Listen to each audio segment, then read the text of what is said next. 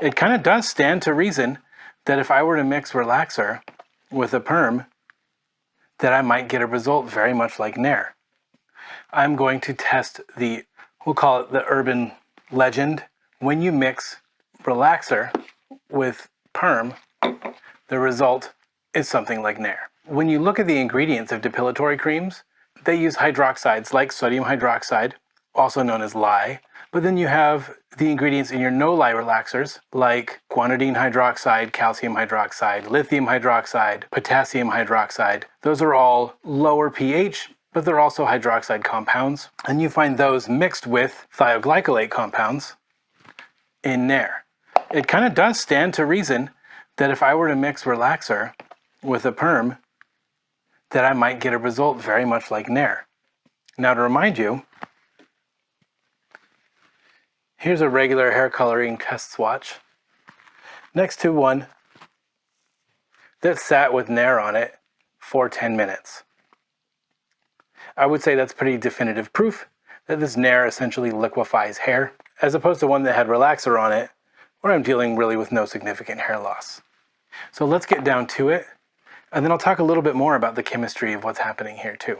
Safety first.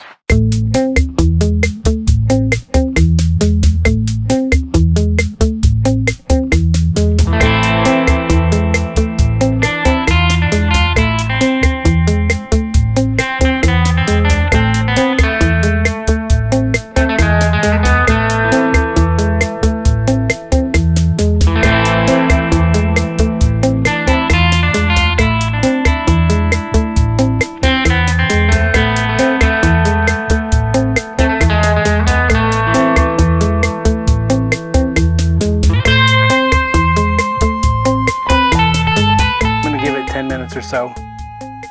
But let's talk about the chemical bonds that are being broken and what takes place during a relaxer and a perm.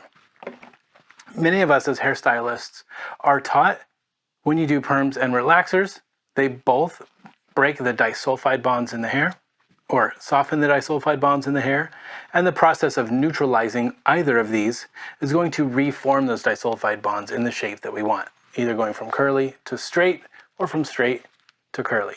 Now, I've always avoided using either of these on hair that's had either chemical, the opposite chemical applied to it before, because I know that when a thioglycolate-based product, like a perm or Japanese thermal reconditioning, is applied to the hair, yes, the keratin bonds are softened. Then through the process of neutralizing, we try to re-harden those disulfide bonds. When we use a sodium hydroxide relaxer, or a calcium hydroxide relaxer, a no-lye relaxer, the disulfide bonds are broken, and then when we go through the neutralization process, a new bond is formed. You can basically think of it as your hair not having a disulfide bond anymore. What your hair now has is called a lanthionine bond. So if I follow hair that's been relaxed and I say I don't like my relaxer anymore, and I ask my thioglycolate to break the disulfide bond, it's just gonna break the hair off because there's no disulfide bond to break anymore. Now there's a lanthionine bond. So you definitely cannot put perm over hair that's been relaxed. When you mix these two chemicals together,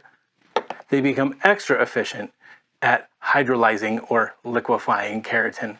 And that is the basis of depilatory creams. But is it that simple? Can you just mix the two and make your own depilatory cream? I mean, I wouldn't. For what I paid for a little bit of relaxer and the neutralizing and conditioning components, and for the perm, you could probably buy 20 bottles of this stuff. It's really not worth it. And they've already got the formula down.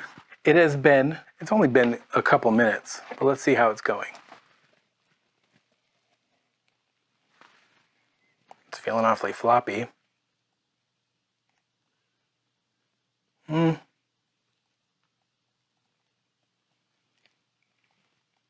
really. Let's keep going.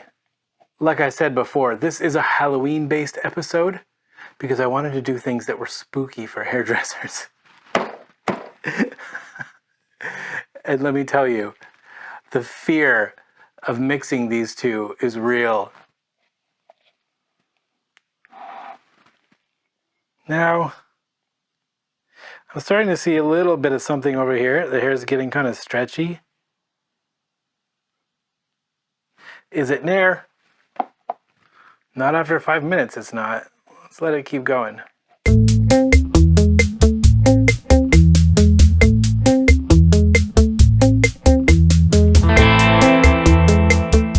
So it has been 23 minutes. But at this time, I've exceeded the manufacturer's recommendation for either of these products and doubled the manufacturer's recommendation for a standard depilatory cream. Have I created Nair by mixing a perm solution and cream relaxer? No. I guess there's a reason I'm a hairdresser and not a chemist. Now, does that mean that it's okay to mix these chemicals? Absolutely not. You should never do it. Do not use either of these products on hair that has had either of the other products on them. The hair will be extremely compromised and is likely to break off, if not mat up into unmanageable clumps. All that I've proved today is that even formulating one of these isn't that simple, but it's also something I've always wanted to try. Probably don't try this at home. That's what I'm here for. But thanks for joining me. I hope you had as good a time as I did. If you haven't subscribed yet, it means a lot to me if you could go ahead and do so. Check out some of my other videos. I post 3 times a week. We're gonna talk about hair chemistry, cosmetology related things. Hit the thumbs up, leave a comment. I'd love to hear from you, and I'll see you next time.